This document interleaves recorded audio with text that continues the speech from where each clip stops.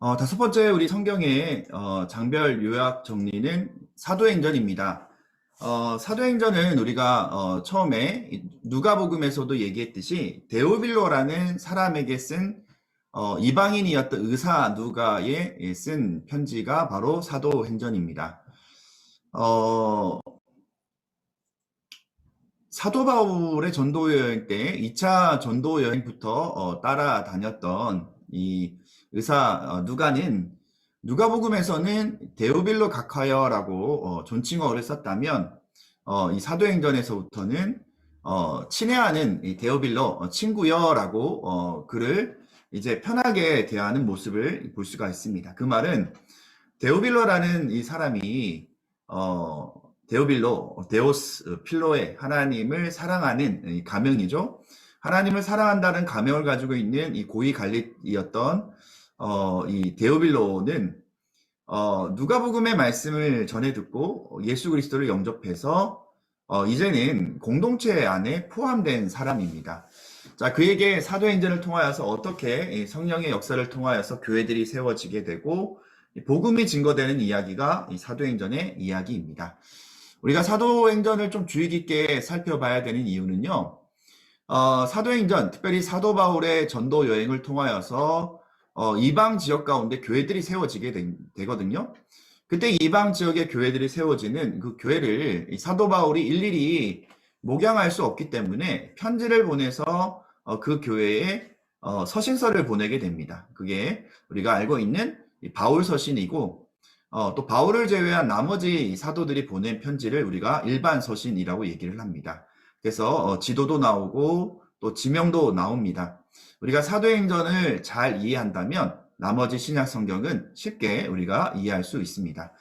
자, 사도행전 1장의 내용을 보면요. 예수님께서 성령을 보내주시겠다라고 말씀하시면서 보혜사 성령을 보내주실 때에 너희가 예수 그리스도의 증인될 것을 말씀하고 계십니다. 우리가 잘 아는 사도행전 1장 8절 말씀에 오직 성령이 너희에게 임하시면 너희가 권능을 받고 예루살렘과 온 유대와 사마리아와 땅끝까지 이르러 내 증인이 되리라 라고 말씀하시고 하늘로 주님께서는 올라가시죠. 자, 제자들이 이 가룟 유다가 아갈데마 피밭 바로 거기서 자살하였기 때문에 새로운 이 제자를 추천하게 되는데 유스도라는 이 요셉이라는 사람과 이 마띠아라는 이 두 명의 사람을 추천을 받게 돼요. 자, 그리고 이 두 명의 추천자들 가운데 제비를 뽑아서 마띠아가 주님의 12번째의 새로운 사도가 됩니다. 자, 2장으로 넘어가 보면요. 마가의 다락방에서 이들은 성령 충만의 임재를 경험하게 돼요. 이 120명이 모여서 함께 기도하는 가운데 이 성령의 충만함의 임재를 경험하여서 그들이 이 외국어로 방언하게 되는데요. 오순절 기간에 물론 사순절부터 유월절부터 쭉 있었던 그 디아스포라 흩어졌던 유대인들 예전에 흩어져서 유대의 피를 가졌지만 터키라든지 아니면 그리스라든지 아니면 주변 지역에 살았던 이 흩어진 유대인들이 자신의 고국의 말로 이 방언하는 얘기를 듣고 깜짝 놀라게 돼요. 그리고 오순절 때 베드로가 성령 충만함을 경험하여서 예수님에 대해서 설교를 했을 때에 그때 3,000명이 회개하는 놀라운 일이 바로 사도행전 2장 말씀에 기록되어 있습니다. 자, 사도행전 2장의 말씀 보면 초대교회의 아름다운 모습이 나와 있어요. 믿는 사람들은 자신의 물건을 서로 사용하고 또 구제하고 또 자신의 재산을 교회에 헌금함으로 말미암아 모든 사람들이 함께 은혜를 나눌 수 있는 귀한 초대교회의 아름다운 모습들이 2장 말씀을 통하여서 보게 됩니다. 자, 사도 베드로는 성령 충만함을 경험하고 그가 늘 항상 성전에 기도하러 올라갔는데 그전에는 그냥 스쳐 지나갔던 성전 미문에 앉아있던 앉은뱅이, 나면서 못 걷게 된 그 구걸하는 그 사람에게 내가 은과금은 내게 없을지라도 너에게 나사렛 예수 그리스도 이름으로 일어나 걸어라 라고 명령할 때에 그 나면서부터 안전뱅이 된 자가 성전을 뛰어다니면서 기뻐 춤추는 그 광경을 보고 많은 사람들이 이 성전의 주변에 있던 많은 사람들이 이 베드로를 향해서 오게 돼요. 그때 이 베드로가 솔로몬 행각에서 이 설교하는 장면이 바로 3장의 말씀에 나와 있고요. 그때에 이 솔로몬이 이 솔로몬 행각에서 설교하는 그 놀라운 음성을 듣고 바로 예수 그리스도를 증거하는 믿음의 모습으로 오늘도 이 베드로가 귀하게 쓰임 받게 됩니다. 자, 4장에는요, 이 베드로와 요한을 경계했던 사람들이 있는데, 예수님의 십자가 때는 그렇게 다 줄행랑 쳤던 이 도망자였던 예수님의 제자들이 어느 날 성령 충만함을 받고 성전에서 유대 지도자 입장에서는 소란을 피우는 거예요. 그때 베드로와 요한을 잡아다가 감옥에 가두고 그때 공회 앞에 이 베드로와 요한이 그들 가운데 예수 그리스도에 대해서 증언하게 됩니다. 유대 지도자들은 어안이 벙벙하죠. 예전에 그렇게 나약했던 그들이 이제는 예수 그리스도의 산 소망을 가지고 도리어 그들을 설교하고 설득하고 있는 모습에 믿는 사람들이 주변에 있는 사람들이 너무나 많아서 어쩔 수 없이 그들을 그냥 보내주게 됩니다. 그 놀라운 초대교회 부흥의 역사는 2장에서 일어났던 그 모든 것들이 한 마음으로 함께 기도하고 또 믿는 사람들이 공동으로 물건을 서로 통용하고 또 바나바와 같은 이 사람은 자신의 물질을 들여서 자신의 전부를 들여서 교회에 헌금하는 그런 일들이 일어나게 됩니다. 자, 5장의 말씀을 보면요. 바나바에 관한 이야기를 듣고 이 바나바가 자신의 전 재산을 주님께 드렸을 때에 이 바나바가 칭찬받고 또 초대교회의 어떤 지도자 그룹에 포함되는 모습을 보고 약간의 마음에 시기했던 사람이 있어요. 그 사람의 이름이 아나니아와 삽비라의 부인인데요. 이들이 자신의 전 재산을 이 바나바처럼 들여서 교회에 헌금했다라고 얘기했지만 사실 일부를 많은 어떤 물질을 떼어서 숨겨두게 돼요. 사실 헌금한다라는 것은 너무나 귀한데요. 성령을 속였어요. 자신의 전부를 드렸다라고 속였던 그 속임으로 말미암아 아나니아와 삽비라가 죽음을 당하게 되는데 그 일로 교회 성도들이 성령을 속이는 것이 얼마나 무서운지를 그들이 두려워하는 마음으로 공동체 안에서 예수 그리스도의 아름다운 초대교회 모습들을 이뤄 나가게 됩니다. 자, 사도들이 표적과 기적들을 행하게 되고 수많은 사람들이 허다한 무리들이 주님 앞으로 나오는 계기가 돼요. 자, 유대 지도자들은 이 사도들을 가만두지 않죠. 이 사도들을 어떻게든 핍박하려고 했고 결국 너무나 당당하게 조금도 두려움 없이 예수 그리스도의 이름을 전하는 이 사도들을 핍박은 하지만 어쩔 수 없이 그들을 내보내야 되는 유대 지도자들의 모습도 나와 있습니다. 자, 6장에서는요, 성령 충만한 일꾼 7명을 뽑아요. 헬라파, 그리스도인들을 7명을 뽑게 되는데, 왜 이 성령 충만한 7집사를 세우게 되냐면, 사도 12명의 이 사도들이 말씀 전거하고 기도하는 것만 해도, 너무나, 그 사역적인 부분이 많은데 구제하는 문제 때문에 헬라파 유대인들과 또 유대파 그리스도인들이 헬라파 그리스도인들과 유대파 그리스도인들 사이에 구제 문제로 약간의 잡음이 있어요. 그때 이 사도들이 안 되겠구나. 우리는 기도하고 말씀 전하는 일에 전념하자. 구제하는 일은 성령 충만한 7집사를 세워서 그들로 하게 하자라고 성령과 지혜가 충만한 7명의 헬라파 흩어진 유대인 출신이었던 그 그리스도인들을 7명을 세워서 7집사를 세우게 됩니다. 그때 7집사 중에 한 사람이었던 이 스데반 집사가 공회에 잡혀가게 돼요. 그리고 그들에게 예수 그리스도를 증거하다가 7장의 말씀에 그 스데반 집사가 순교하게 돼요. 자, 7집사의 이 문제, 바로 스데반의 순교, 그 어떤 이 문제를 통하여서 이 8장에는 초대교회 예루살렘 교회에 핍박이 심하게 일어나게 되죠. 그때 믿는 사람들이 흩어지게 되고 또 그 중에 사울이라는 이 사람이 핍박하는 일에 앞장서서 일하게 됩니다. 주님의 제자들뿐만 아니라 일곱 집사 가운데 빌립이라는 사람은 사마리아에서 복음을 전하고, 또 베드로와 요한은 또 사마리아 와서 말씀을 전하고, 또 빌립이 에디오피아 내시 간다게에게, 내무장관이었던 이 간다게에게 복음을 전하는 이 장면도 8장에 나와 있습니다. 자, 6장부터 9장까지 내용을 우리가 정리를 하고 가면 7장에서 스데반 집사님이 순교를 하게 되죠.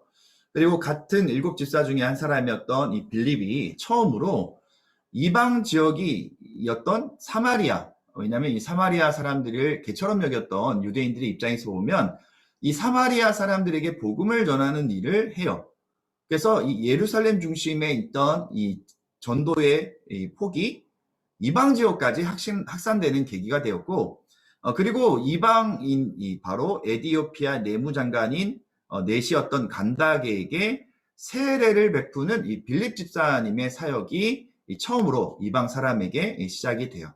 그리고 이 빌립 집사님은 사도행전 27장쯤에 가이사랴에서 계속 살고 있다가 나중에 사도 바울을 만나는 장면에 잠깐 등장하게 됩니다.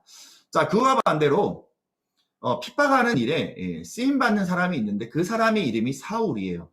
스데반 집사님의 순교에서도 사울은 그 순교를 거행하는 유대인들의 옷을 맡았던 사람이 사울인데요. 이 사울이 9장에서 다메섹 도상으로 올라가다가, 시리아에 있는 다메섹 도상에서 유대인들, 그리스도인들을 핍박하기 위해서 올라가다가 그때 예수 그리스도를 만나고 사울이 이제 사도 바울로 변하는 이 계기가 바로 9장의 사건을 통하여서 나오게 됩니다.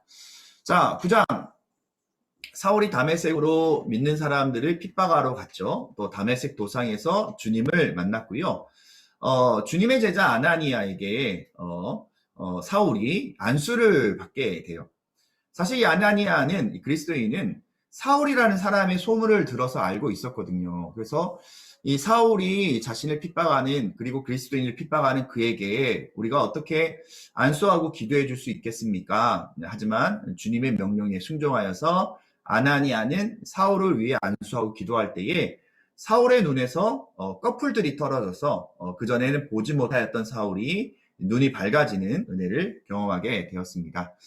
자, 사울은 그 순간 그가 변화된 삶을 살 때에 다메섹에 도리어 핍박하러 왔다가 다메섹에 전도하러 갔습니다. 도리어 다메섹 도상에서 사울은 자신이 예수 그리스도를 전한다는 이유로 죽음을 당할 뻔하고 피신하게 되고, 광주리를 타고 다메섹 도상에서 내려오면서 피신하게 되는 모습도 볼 수가 있고요. 예루살렘에 가서 주님을 전하는데, 예루살렘에 가서 주님을 전할 때에 사울의 예전의 모습을 아는 사람들은 사울을 피해요. 그때 이 사울을 보증했던 한 사람이 나오는데 그 사람의 이름이 바로 위로의 아들이면서 초대교회 자신의 밭을 다 들여서 주님 나라를 위해 일했던 바나바라는 사람이 이 사울을 보증하는 연결자 역할을 해줍니다. 자, 베드로는 열심히 또 사역을 하는데, 이 베드로는 중풍병에 걸린 이 애니아라는 사람도 고쳐주고요. 또 베드로는 요빠라는 해안도시죠. 요빠라는 곳에서 죽은 다비다를 살리는 그런 성령 충만한 치유의 역사를 이 9장에서 행하게 됩니다. 또한 10장에서는 백부장 고넬료가 베드로를 청해요. 근데 베드로는 그 시간에 이 보자기 한상을 보게 되는데요. 이 보자기 안에 유대의 정결 예식에 따라서 먹지 못하는 돼지 족발이라든지 이런 음식들이 가득 담겨져 있는 거예요. 그래서 한상 가운데 베드로에게 이것을 먹으라라고 얘기를 할 때에 이 베드로가 3번을 거절해요. 어떻게 깨끗하지 못한, 정결하지 못한 음식을 제가 먹겠습니까? 라고 얘기할 때 주님께서 강권하여서 내가 깨끗하다고 하는데 네가 어떻게 부정하다라고 얘기하느냐라고 그 보자기 한상을 보여주시죠. 그때 이 고넬료가 사람들을 시켜서 베드로를 청하게 되고, 그 고넬료의 집에서 설교하는 가운데 그들이 성령 충만함을 경험하여서 이 베드로가 고넬료 집에서 세례를 베푸는 일이 생겨나게 됩니다. 자, 11장에 보면요. 예루살렘에 돌아왔는데요. 예루살렘에는 초대 교회 예루살렘 교회에 이 구성원들이 있어요. 야고보를 예수님의 동생이었던 야고보를 수장으로 해서 많은 유대파 그리스도인들이 있는데 이 베드로가 고넬료의 집에 있었던 그 일을 얘기를 하고 이방 사역이 열렸다라는 것을 이 베드로를 통하여서 예루살렘 교회에서 인정하게 돼요. 그때 안디옥이라는 이 시리아 이 지역에 있는 안디옥이라는 이 지역에 흩어진 유대인들이 핍박을 피해서 그곳 가운데 복음을 전해서 헬라인들에게 복음을 전했더니 믿는 사람들이 허다해졌다라는 얘기를 듣고 그때 이제 바나바를 안디옥의 초대교회 목회자로 파송하게 돼요.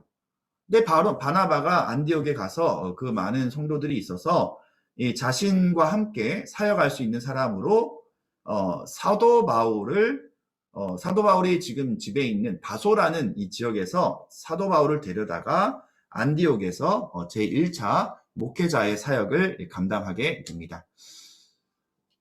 네, 12장으로 넘어오면요. 헤롯 아그리빠가 교회를 핍박하는 것이 너무나 재미있어요. 그래서 이 헤롯 아그리빠가 바로 예수님의 12제자 중에 한 사람이었던 야고보 있죠? 바로 요한의 형이면서 보아너게라는 별명을 가지고 있었던 우레의 아들이라는 별명을 가지고 있었던 야고보를 예수님의 12제자 중에 한 사람이었던 야고보를 순교를 시켜요.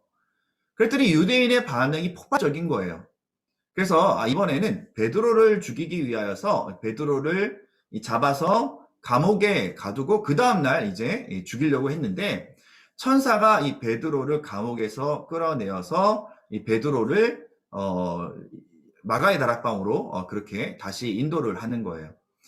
이 헤롯이 베드로를 죽이려다가 그 계획이 실패가 돌아왔을 때 화가 너무나 나서 베드로를 지키고 있던 그 군병들을 다 죽인 다음에 이 헤롯은 어떤 문제 때문에 정치적인 문제 때문에 바로 어느 곳에서 강연을 하고 있는데 그 교만한 이 헤롯을 이 하나님이 죽이시는 장면이 바로 벌레가 먹어서 이 헤롯이 죽게 되는 그래서 교회를 핍박하였던 헤롯이 바로 이 교만한 죄 때문에 그가 죽임을 당하는 모습이 바로 12장 말씀에 나와 있습니다.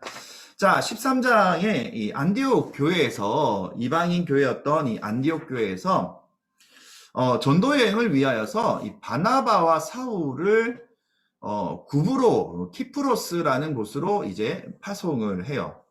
그래서 이 바로 바나바의 고향인 이 키프로스 구브로에 바울과 바나바가 전도 여행을 떠나는데 바나바와 바울이 전도 여행을 떠나는데 바나바가 마가라는 자신의 외조카 한 20살 20대 한 중반 정도 되었던 이 마가 요한을 이 자신의 수행원으로 전도 여행에 데리고 가게 돼요.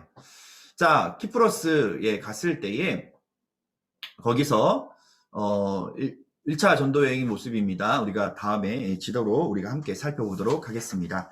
거기서 바나바는 1차 전도 여행을 통하여서 살라미라는 해당에서 복음을 전하고 또 바보라는 그 섬에서 복음을 전하는데 거기에 보면 바예수라는 예수의 아들이라는 이 선지자 한 사람, 거짓 선지자 한 사람이 있는데 그 사람이 키프로스 총독에게 복음을 전하는 것을 방해를 하는 거예요.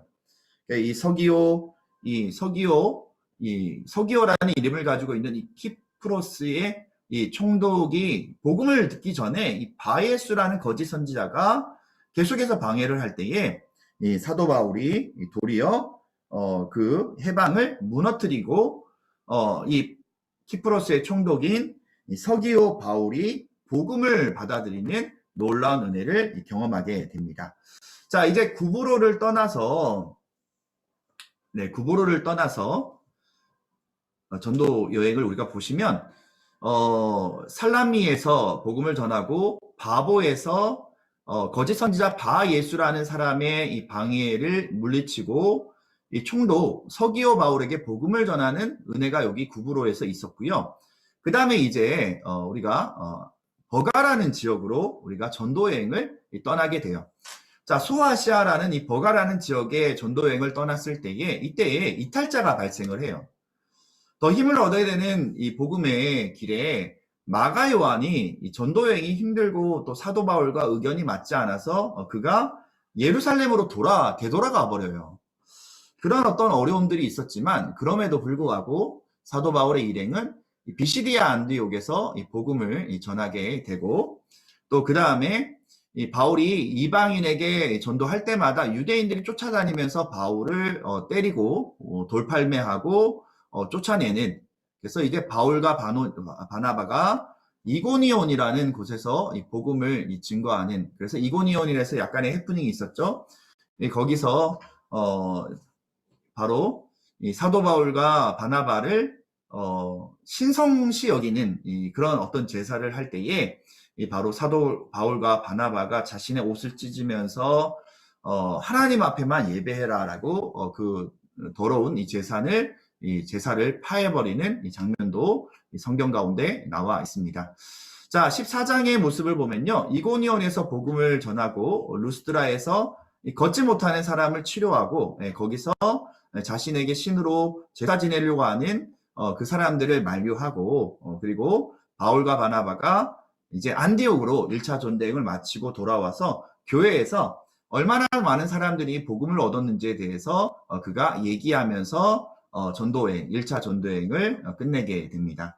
2년간의 전도여행을 통하여서 사도 바울은 안디옥에서 구브로를 갔다가 버가에서 배를 타고 버가에 갔더니 마가 요한이 도망을 쳤고 안디옥, 비시디아 안디옥과 또 이고니온과 루스드라와 더베, 루스드라에서 안전뱅이를 고치는, 사실 루스드라 지역에서 나중에 2차 전도여행 때 디모데를 만나게 되거든요. 안전뱅이가 고친 모습을 보고 그 가정 가운데 디모데가 어린 마음에 예수 그리스도를 영접했을 거예요. 그리고 2차 전도여행 때 2차 전도여행에 합류하게 되는 이 디모데가 루스드라에서 있었다는 것을 볼 수가 있습니다. 자, 1차 전도여행이 끝나고 예루살렘 교회에 와서 15장의 말씀 보면 바울과 바나바가 이 이방인들이 복음을 받아들였습니다라는 이 보고를 하게 돼요. 그때 예루살렘 이 회의를 통하여서 이방 지역에 선교하기 위해서 이들이 토론하게 되는데, 할례 문제에 대해서 토론하면서 이방 신자들에게 어떻게 할까, 어떻게 이들에게 복음을 전하고 이 율법의 문제를 해결할 수 있을까. 그때 이제 결론을 낸 것은 그들에게 할례를 강요하는 것은 안 되고 이방 신자들에게 지켜야 되는 몇 가지 준수 사항을 얘기를 하게 돼요. 그때 이방인들이 기본적으로 지켜야 되는 것은 피채 먹지 마는 것, 제사에 드렸던 음식을 먹지 않는 것, 또 음란한 생활을 하지 않는 것, 이 정도의 어떤 이 규칙을 통하여서 이방 신자들이 세례를 받고 그들이 구원받은 백성의 공동체로 들어오는 것에 찬성을 하게 되고 예루살렘 회의가 끝나게 됩니다. 그리고 바울과 바나바가 이제 안디옥에 돌아와서 2차 전도여행을 떠나려고 할 때 이 바나바가 1차 전도여행 때 도망쳤던 자신의 외 조카였던 마가 요한을 2차 전도여행에도 데려갑시다라고 얘기를 했더니 사도 바울이 그 문제를 가지고 바나바와 대판 싸우게 돼요. 사도 바울의 입장에서는 바나바는요, 은인이에요. 자신이 예루살렘에서 복음을 전할 때에 바나바의 인증이 없었다면 사도 바울은 예루살렘 이 공동체에 들어갈 수가 없었어요. 그럼에도 불구하고 바나바는, 이 위로의 아들인 이 바나바는 사도 바울이 변했다라는 것을 자신의 목숨을 걸고 보증을 했던, 어쩌면 자신의 이 은인과 같은 이 바나바를 내치면서도 마가 요한 문제 때문에 결국은 2차 전도여행 때는 이 사도 바울과 바나바가 나눠 서게 됩니다. 바나바는 마가 요한을 데리고 1차 전도여행지였던 구브로에서 복음을 전하게 되고, 이 사도 바울은 도리어 육로를 통하여서 이제는 더베와 이고니온, 루스트라 이 지역을 방문하게 됩니다. 자, 16장에 보면 2차 전도여행을 통하여서 루스트라에서 디모데라는 제자를 이제 데려오게 되죠. 그의 어머니와 그의 외할머니는 그리스도인이에요. 바로 유대인이면서 그리스도인인데 그 아버지는 헬라 사람이기 때문에 이 디모데를 이 제자로 그렇게 받아들이면서 이방 사역을 위하여서 이 디모데로 데리고 가게 됩니다. 자, 소아시아 지역에서 사도 바울이 전도 여행을 하고 싶었는데 주님은요, 소아시아 터키 지역의 이 하나여서 복음을 전하는 것에 찬성하지 않으시고 마게도냐 한상을 통하여서 드로아에 왔던 이 사도 바울은 마게도냐의 한상을 통하여서 이 드로아에서 네아폴리와 빌립보, 마게도냐의 이 복음을 전하게 되는데 빌립보의 이 복음을 전하게 됩니다. 그때 자주 장사였던 고급 옷감 장사였던 루디아에게 복음을 전했고요. 그리고 빌립보에서 귀신 들린 여종을 치료했는데 문제는 이 귀신 들린 여종을 치료했을 때 뭐 칭찬을 바라고 한 것도 아니고 누구의 인정을 바란 것도 아니었지만 어쨌든 이 귀신 들린 여종 때문에 수익을 얻던 이 점을 치던 이 주인들이 바울과 신라를 감옥에 가둬버린 거예요.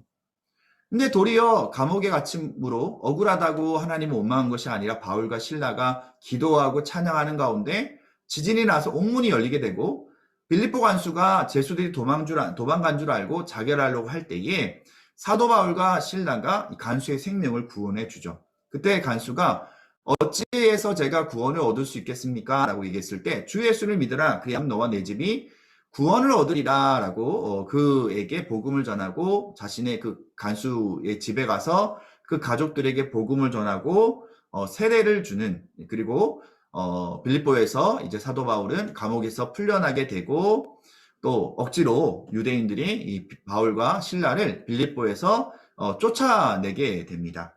자, 17장에 보면요. 사도 바울은 빌립보 사역을 마친 후에 이제는 데살로니가로 내려가게 돼요. 데살로니가에서 바울과 신라가 복음을 전했는데 3주 복음을 전했어요. 자, 3주의 복음을 전했던 짧은 시간임에도 불구하고 거기에 예수 믿는 사람들이 생겨나게 되었고 데살로니가 교회가 개척이 되게 됩니다. 나중에 데살로니가의 편지를 보면 그 교회 성도들이 믿음으로 잘 자랐는데 한 가지의 오해, 바로 재림에 관한 오해 때문에 데살로니가 편지가 생겨나게 되었고요. 데살로니가에서도 3주 복음을 전했는데 쫓아온 유대인으로 비롯하여서 사도 바울과 신라는 베레아로 쫓겨나게 돼요.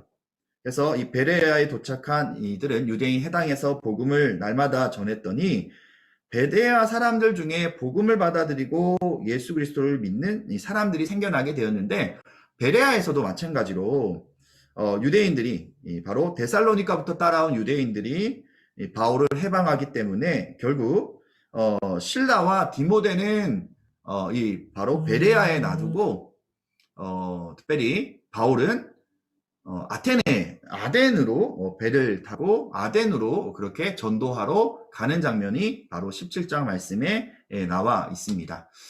자, 그 다음에 18장에 보면요. 아덴에 왔다가 아덴에서 이제 사도 바울은 18장에 고린도의 복음을 전하게 돼요. 그때 바울은 고린도에서 브루스길라와 아굴라, 천막 텐트를 만드는 이 텐트 메이커를 만나게 되는데요. 같은 일을 했기 때문에 사도 바울은 그들과 친해지게 되고 고린도에서 1년 반을 머물면서 거기서 예수 그리스도를 증언하는 일에 최선을 다합니다. 고린도라는 이 지역 자체가 워낙 이 해양 도시이기 때문에요. 음란하고 세상의 풍속, 그 다음에 신전들이 가득한 이 곳이에요. 사도 바울이 고린도에서 복음을 전하다가 한 몇 주 동안 복음을 전하지 못할 정도로 그 무거운 마음이 입을 닫아버렸을 때에 주님께서 오셔서 친히 사도 바울에게 힘을 주시는 장면도 이 고린도에서 우리가 만나볼 수가 있습니다.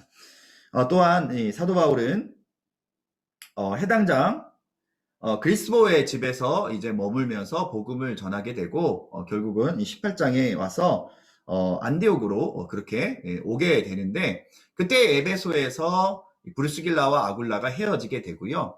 안디옥에 왔을 때 이제 3차 전도 여행까지 시작하기 전까지 2차 전도 여행을 통하여서 3년이라는 시간 동안 이 전도 여행을 지내게 되었고요. 18장에 있는 이 내용 자체가 장수로는 뭐 한 장밖에 되지 않았지만 고린도에서 1년 반, 2차 전도 여행이 3년이라면 그 2차 전도 여행의 반을 이 고린도에서 있으면서 주님의 복음을 전하기 위하여서 최선을 다했던, 그런데도 불구하고 3주에 있었던 데살로니가는 교회 성장, 교회의 어떤 신앙이 쑥쑥쑥 자라는데 고린도 교회 성도들은 여러 가지 문제들, 뭐 당파 문제라든지 음란함의 문제라든지 어떤 이혼의 문제라든지 아니면 여러 가지 어떤 이단의 문제라든지 여러 가지 문제들로 사도 바울의 마음을 아프게 했던 좀 안타까운 교회가 바로 이 고린도 교회입니다.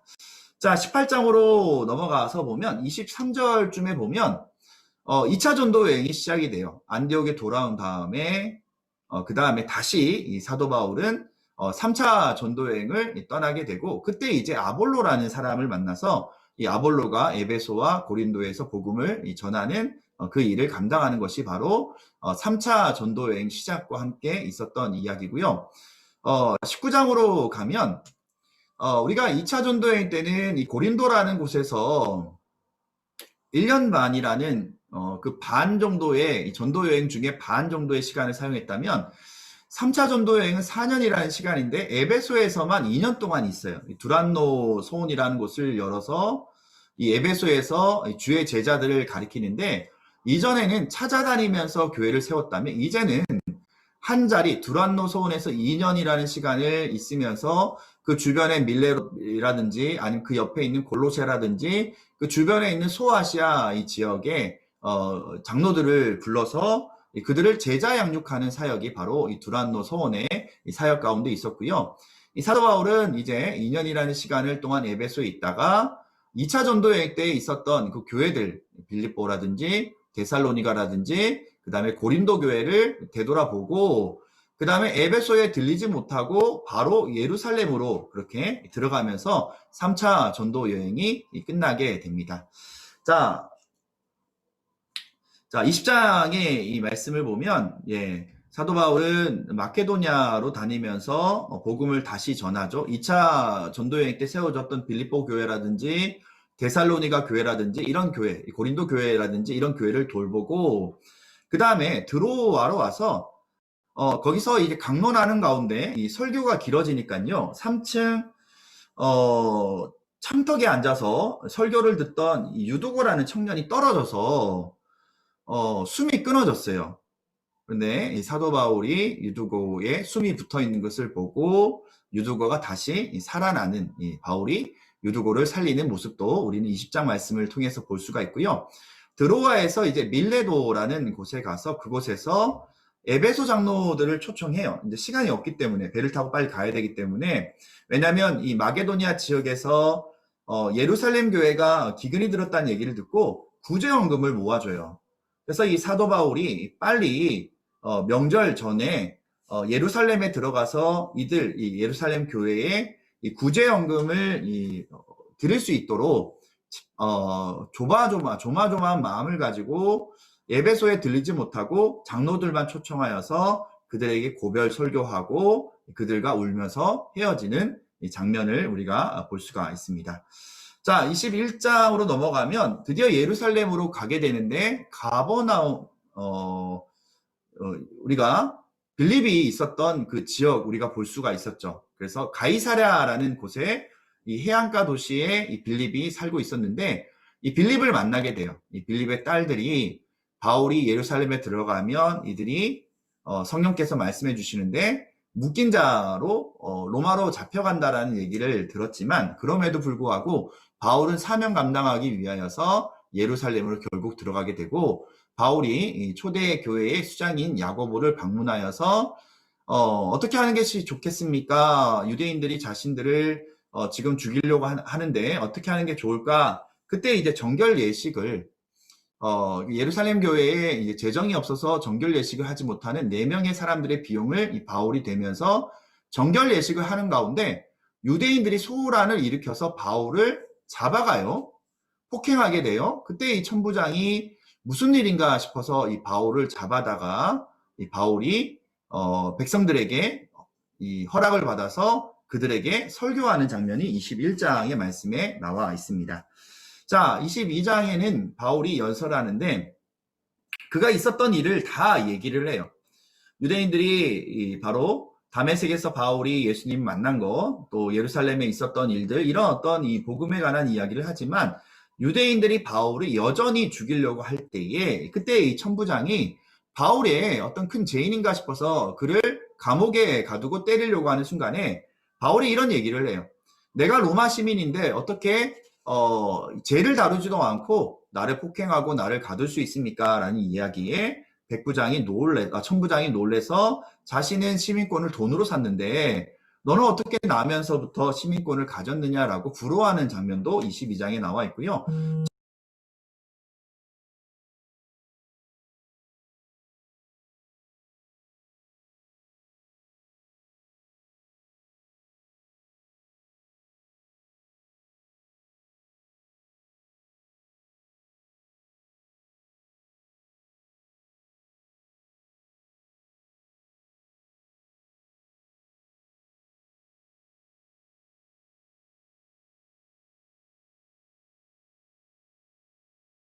이 바리새파 사람들이 저 사도 바울 별 문제 없네.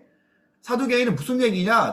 사도 바울을 죽여야 된다. 서로 간에 다투게 되는 일도 우리가 볼 수가 있었고, 자, 유대인들이 40명 금식하면서 사도 바울을 죽이려고 했던 특공대가 조직되어 있던 것을 사도 바울의 외조카가 그 얘기를 듣고 사도 바울에게 알려줘요. 그때 이 사도 바울이 천부장에게 알려줬더니 천부장이 이 바울을 보호하기 위하여서 자신들의 진영이 있는 로마의 군의 진영이 있는 가이사로 보내서 거기에 로마 총독에게 보내는 이 장면을 벨릭스에게 보내는 장면을 우리가 23장 말씀을 통하여서 볼 수가 있습니다. 자, 그리고 24장부터 이제 사도 바울은 로마로 이제 포로로 로마로 가서 마무리 28장이 마무리하는 장면이 나오는데요. 우리 24장 말씀을 보면 자, 벨릭스에게 유대인들이 와서 바울을 고소해요. 이 벨릭스는 사실은요, 자신의 부인이 유대인이었기 때문에 율법에 관한 문제를 너무 잘 알았거든요. 근데 이 벨릭스가 줄다리기를 하는 거예요. 유대인들의 어떤 이 밀란을 방지하면서 사도 바울에게는 뇌물을 받고 싶은 마음 때문에 이 시간을 2년이라는 시간 동안 바로 이 벨릭스가 이 문제를 끌어요. 유대인들의 밀란을 차단하면서 또 바울에게는 많은 헌금을 가져왔다는 얘기를 알고 있기 때문에 이 바울에게 뇌물을 구하지만 이 벨릭스가 바울에게 들은 것은 예수 그리스도의 복음밖에 없었던 거예요. 바울이 총독 벨릭스와 그 아내를 전도할 때에 이 벨릭스는 못하겠다라고 손을 터는 장면이 24장에 나와 있고요. 이 벨릭스의 후임으로 이제 베스도라는 사람이 오는데 마찬가지로 유대인들이 이 총독 베스도에게 또 와서 이 사도 바울을 이 죄를 고소하는 장면이 25장에 나오는데 도리어 이 베스도는 풀어주고 싶지만 풀어줬다가는 이 유대인들이 도리어 이 바울을 어느 순간에 제거할 어떤 지금 이 야욕들이 있기 때문에 바울은 자신이 무죄함에도 불구하고 나는 나는 시민권자니까 로마 황제에게 직접 상소하겠다라고 그것을 이제 떠나고 바로 27장에 로마에 호송되는 장면이 나와요. 자, 거기에 궁금한 한 사람이 있는데 헤롯 아그리빠가 사도 바울이 너무 궁금해서 사도 바울의 이야기를 듣기 위해서 왔어요. 그래서 25장과 26장의 이 말씀을 보면 아그리빠에게 전도할 때에 이 아그리빠가 듣다가 내가 더 듣다가 나도 예수 그리스도를 믿는 사람이 되겠다라는 이야기를 할 때에 사도 바울이 제가 원하는 것이 그것입니다. 바로 저와 같기를 원합니다. 단지 제 손에 수갑이 차있는 것만 빼고 당신들이 예수를 그리스도를 믿는 것을 제가 바랍니다. 라고 아그리빠를 전도하려고 했던 사도 바울의 이야기가 26장 말씀에 나와 있고요. 자, 27장에 보면 사도 바울이 배를 타고 로마에 압송을 당하게 되는데 많은 일들이 있어요. 배를 타고 가는 도중에 폭풍을 만나게 되죠. 그리고 폭풍으로 배가 깨지고 한 섬에 몰타 섬에 이제 도착하게 되는데 멜리데섬, 몰타 섬에 도착했을 때에 거기서 이제 불을 태우기 위하여서 나무짚을 들고 이 불을 뗏감을 사용하는 가운데 그 마른 장작에 숨어 있던 독사가 사도 바울을 물어요. 사람들이 저 사람은 흉악한 살인자라 바다에서는 어떻게 살았겠지만 여기 섬에서는 죽는구나라고 한참을 쳐다봐도 이 독사에 물린 이 사도 바울은 멀쩡한 거예요.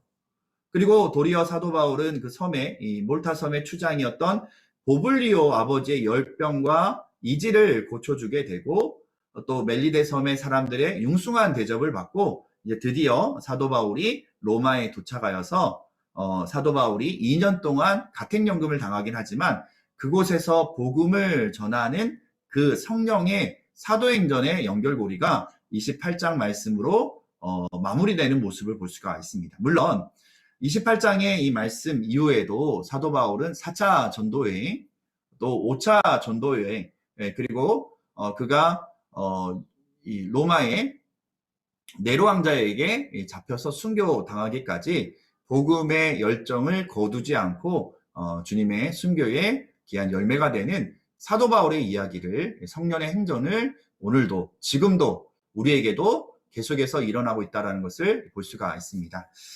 사도행전의 말씀이 어쩌면 조금 어려울 수도 있지만요. 사도행전의 말씀을 우리가 조금 더 주의 깊게 살펴보면 이후로 만나게 되는 이 서신서의 내용들이 너무나 잘 이해가 될 수 있습니다. 네, 감사합니다. 여기까지 마치도록 하겠습니다.